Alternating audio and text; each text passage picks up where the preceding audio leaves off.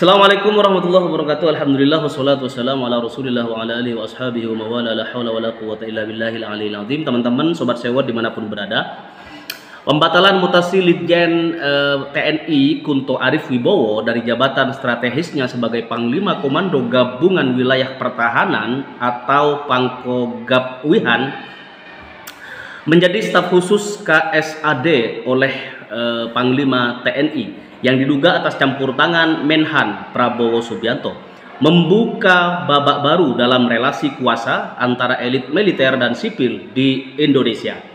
Keputusan ini menyulut spekulasi tentang pengaruh politik Presiden Prabowo pasca kemenangan Pilpres 2024, serta memberikan tekanan terselubung terhadap posisi mantan Presiden Jokowi dan putranya, yakni Wakil Presiden terpilih Gibran Rakabuming Raka. Boleh dibilang ini antara militer, reputasi dan dinasti, teman-teman. Nah, Letjen Kunto bukan hanya Jenderal Bintang 3 biasa. Beliau adalah anak dari Jenderal Purnawirawan Tri Sutrisno, mantan Wakil Presiden Republik Indonesia dan tokoh berpengaruh dalam barisan Purnawirawan TNI.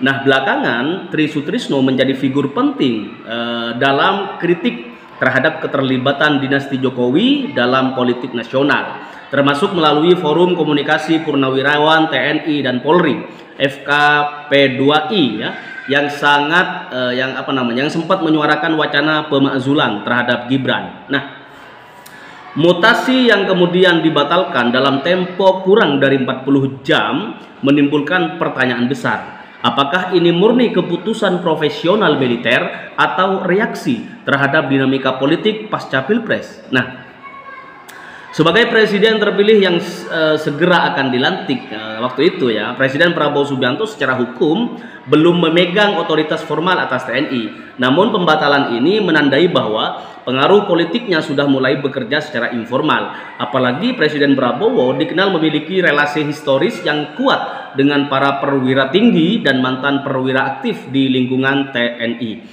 Jika benar Presiden Prabowo berperan dalam membatalkan mutasi Letjen Kunto, maka ini bukan sekedar sinyal konsolidasi kekuasaan. Ini adalah pernyataan kekuatan bahwa Presiden Prabowo tidak akan membiarkan TNI dijadikan alat politik siapapun, termasuk mantan Presiden Jokowi. Dan dalam konteks ini Kunto bisa jadi dilihat dilihat oleh Presiden Prabowo sebagai figur strategis yang perlu dilindungi dari manuver yang diduga bernuansa politik. Nah, apa implikasinya, teman-teman? Bagi Jokowi, pembatalan tersebut bisa ditafsirkan sebagai pelemahan simbolik terhadap kontrol Jokowi atas militer. Menjelang akhir lebih-lebih sekarang sudah tidak menjabat lagi sebagai presiden gitu. Lalu bagi Gibran apa? Yang posisinya sebagai wapres terpilih kok masih menuai polemik legal dan moral gitu. Nah, ini memperburuk persepsi publik bahwa keberadaannya di puncak kekuasaan menjadi sumber resistensi dalam tubuh militer dan purnawirawan, teman-teman. Nah, selain itu posisi Gibran kini berada dalam tekanan yang ganda. Dari oposisi sipil yang mempertanyakan legalitas pencalonannya, kemudian dari sebagian kalangan militer yang menilai keterlibatan keluarga dalam kekuasaan sebagai bentuk penyimpangan dari netralitas institusional. Nah, kesimpulannya, mutasi daripada Letjen Kunto Arif ini yang dibatalkan secara mendadak bukan hanya soal reposisi jabatan militer. Ia adalah potret tarik-menarik kekuasaan antara mantan Presiden Jokowi, kemudian ada Presiden Prabowo Subianto dan jaringan-jaringan militer. Jika benar Presiden Prabowo sudah mulai mengatur rumah sebelum resmi sebelum nanti ke depannya bagaimana maka ini adalah awal dari transisi kekuasaan yang tidak sekedar administratif tapi sangat politis. Dan bagi Gibran, teman-teman, ia harus bersikap bersiap menghadapi dinamika kekuasaan yang lebih keras daripada sekedar kontroversi usia dan putusan Mahkamah Konstitusi. Lalu bagaimana Bung Rocky memberikan penilaian yang lebih sadis? Berikut ini buat teman-teman semuanya. Tapi ketika bicara tentang poin ke-8 usulan yang disampaikan oleh Purnawirawan TNI yang mengusulkan supaya wakil presiden itu diganti, itulah yang saya sebut sebagai titik huru-hara dan gempa bumi politik, sehingga persoalan pemakzulan terkait dengan wakil presiden ini menjadi perdebatan yang hingga saat ini begitu banyak menyedot perhatian semua pihak. Bismillahirrahmanirrahim. Assalamualaikum warahmatullahi wabarakatuh. Apa kabar semuanya? Kembali lagi bersama saya Adi Prayitno, the one and only host sekaligus narasumber tunggal Politik Syai'un. Ini adalah channel YouTube pribadi saya, ya hanya sekedar untuk berpartisipasi, berkontribusi dan menyampaikan pokok-pokok pikiran terkait dengan dinamika politik yang berkembang di Indonesia. Jadi jalan ceritanya beberapa hari ini ada begitu banyak permintaan seperti WA, kemudian DM, supaya saya ikut serta dalam pembahasan soal yang disampaikan oleh Purnawirawan TNI yang meminta supaya Wakil Presiden Republik Indonesia Gibran Rakabuming Raka itu diganti. Jadi jalan ceritanya ada semacam pernyataan sikap politik dari Purnawirawan TNI, di mana dalam pernyataan sikap itu yang paling menonjol adalah soal mengusulkan bagaimana wakil presiden itu dimaksulkan ataupun diganti. Saya baca redaksinya. Poin yang ke-8, mengusulkan pergantian wakil presiden kepada MPR karena keputusan Mahkamah Konstitusi terhadap pasal 169 huruf Q Undang-Undang Pemilu telah melanggar hukum acara MK dan Undang-Undang Kekuasaan Kehakiman. Jadi 1-7 poin yang disampaikan itu sebenarnya sifatnya normatif, tapi ketika bicara tentang poin ke-8, usulan yang disampaikan oleh Purnawirawan TNI yang mengusulkan supaya wakil presiden itu diganti, itulah yang saya sebut sebagai titik huru-hara dan gempa bumi politik, sehingga persoalan pemakzulan terkait dengan wakil presiden ini menjadi perdebatan yang hingga saat ini begitu banyak menyedot perhatian semua pihak. Istana bicara, MPR bicara, DPR kemudian bicara, ketua umum partai juga bicara, orang-orang yang selama ini kontra terhadap wakil presiden bicara, orang-orang yang juga pro terhadap wakil presiden juga bicara. Semua satu sama yang lain, saling memberikan statement-statement pernyataan terkait dengan usulan dari Purnawirawan TNI yang meminta supaya wakil presiden Republik Indonesia itu diganti. Dalam konteks itu, saya ingin menyampaikan beberapa poin. Pertama, jika ada pihak tertentu, kelompok-kelompok tertentu, seperti Purnawirawan TNI, yang menyampaikan pernyataan sikap terkait dengan kondisi bangsa, termasuk juga soal pergantian wakil presiden, itu adalah bagian dari dinamika politik yang menurut saya itu sangat biasa terjadi di Indonesia. Bahkan kalau kita tracking ke belakang satu persatu, kalau kita melihat bagaimana kelompok-kelompok aktivis, pegiat demokrasi, dan bahkan mahasiswa ketika melakukan protes, ketika melakukan aksi demonstrasi terhadap pemerintah, sejak misalnya zaman Habibie, kemudian zamannya Gus Dur, Megawati, SBY, dan Jokowi, ujung-ujungnya salah satu yang dituntut oleh mereka supaya kekuasaan, supaya presiden itu bisa dimundurkan ataupun dimakzulkan di tengah jalan. Jadi hal-hal yang semacam ini adalah perkara biasa sebenarnya dalam konteks demokrasi Indonesia, tentu sebagai sebuah ekspresi bagaimana pihak-pihak yang menuntut ini sepertinya kecewa terhadap orang yang dituntut. Dulu kalau ada orang yang demo, ketika ada kebijakan-kebijakan yang dinilai tidak pro dengan rakyat, misalnya presidennya Jokowi, kan salah satu tuntutannya adalah supaya Jokowi mundur. Ketika di zaman SBY, begitu banyak juga protes demonstrasi yang dilakukan oleh kelompok aktivis yang meminta supaya SBY juga mundur, lengser ke Prabon karena dinilai kebijakannya tidak pro dengan rakyat. Begitupun yang terjadi di zaman Mega, yang terjadi di zaman Gus Dur, terjadi di zamannya Habibie dan seterusnya. Tuntutan-tuntutan semacam ini sering kali muncul. Jadi bagi saya, ketika ada sejumlah purnawirawan yang meminta, Purnawirawan TNI yang meminta supaya wakil presiden itu diganti, ini tentu adalah bagian dari dinamika dan dialektika dalam konteks negara demokrasi yang menurut saya biasa-biasa saja. Sudah banyak contohnya yang begini. Nah, yang menarik itu kenapa menjadi perdebatan yang cukup panjang? Karena yang menyatakan pernyataan sikap ini adalah Purnawirawan TNI. Memang harus kita akui, TNI itu adalah mereka yang memang seluruh hidupnya itu didedikasikan untuk kepentingan bangsa dan negara. Bahkan kalau kita lihat misalnya TNI adalah mereka yang siap hidup mati untuk bangsa dan Indonesia. Jadi wajar kalau kemudian ketika ada pernyataan sikap dari para purnawirawan meminta salah satunya adalah supaya wakil presiden itu diganti, menimbulkan kontroversi yang berkepanjangan. Semua pihak berbicara, pro dan kontra tentu saja. Itu yang pertama. Nah yang kedua, kalau mau jujur ya, ini mungkin pertama kali dalam sejarahnya yang diminta mundur ataupun diminta diganti itu adalah wakil presiden. Saya kebetulan mengikuti dari dekat bagaimana proses politik sejak zaman Habibie, kemudian lanjut ke Gus Dur, Megawati, SBY, dan Jokowi. Tak ada ceritanya permintaan dari kelompok-kelompok aktivis, kelompok-kelompok pegiat demokrasi, ataupun kelompok-kelompok masyarakat yang kecewa terhadap pemerintah saat itu, yang diganti itu adalah wakil presidennya. Rata-rata yang diminta diganti itu adalah presiden yang berkuasa saat itu. Saya ingin katakan bahwa ini pertama kali dalam sejarah Indonesia. Yang diminta diganti, diminta dimundurkan, itu adalah wakil presiden hanya terjadi di era sekarang.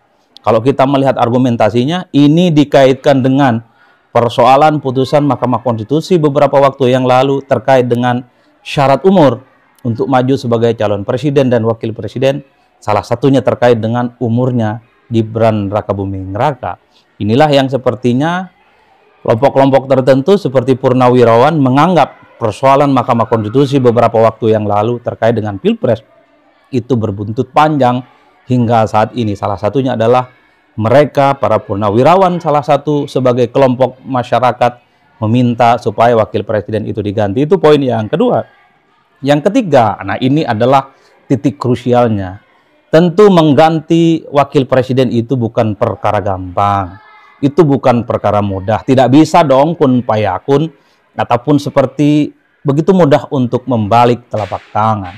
Kalau kita membaca regulasinya, ada gembok sebenarnya yang saya kira untuk mengganti wakil presiden itu adalah hal yang sangat sulit dan mungkin secara normal itu sangat mustahil. Misalnya kalau kita mengacu pada Undang-Undang Dasar 1945, kita cek satu persatu misalnya pasal 7A dan B, di situ kan dijelaskan bahwa wakil presiden itu bisa diganti, ya kira-kira begitu, bisa diberhentikan oleh MPR atas usulan Dewan, jika terbukti melakukan pelanggaran konstitusi seperti pengkhianatan terhadap negara, kemudian korupsi, penyuapan ataupun tindakan pidana berat lainnya, atau perbuatan tercelah maupun apabila terbukti tidak lagi memenuhi syarat sebagai presiden dan wakil presiden. Ini bunyi undang-undang loh. Artinya apa? Wakil presiden itu hanya bisa diganti oleh MPR, tentu diusulkan oleh DPR, ketika wakil presiden itu terbukti melakukan pengkhianatan terhadap negara, korupsi, penyuapan, dan tindakan tercela yang lain. Tentu per hari ini kalau kita melihat Wakil Presiden Republik Indonesia yang baru menjadi wakil presiden kurang lebih sekitar 6 bulan lamanya, memang sangat jauh dari unsur-unsur yang disebut dengan mengkhianati negara. Sangat jauh dari unsur-unsur yang terkait dengan korupsi, sangat jauh dari unsur-unsur yang terkait dengan penyuapan dan seterusnya dan seterusnya. Inilah yang saya sebutkan bahwa persoalan konstitusi tidak gampang dalam hal ini. Apalagi kalau kita membaca klausulnya, usulan untuk mengganti wakil presiden ini kan memang harus diusulkan oleh DPR ketika menemukan bukti bahwa wakil presiden itu adalah melakukan tindakan inkonstitusional dan seterusnya dan seterusnya.